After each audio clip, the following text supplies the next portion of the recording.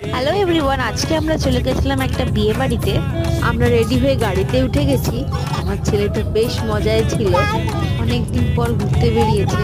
তো আজকে ছিল স্নেহাশিসের অফিস কলিগের রিসেপশন পার্টি।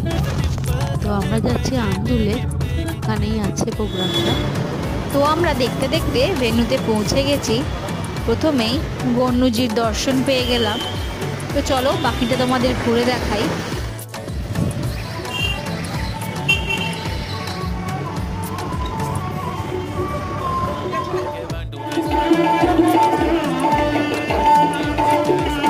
তো আমাদের ব্রাইডও চলে এসছে, খুব মিষ্টি ব্রাইড।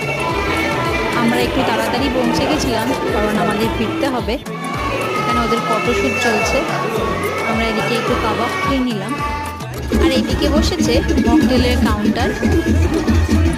আমাদের যেহেতু তাড়াতাড়ি ফিরতে হবে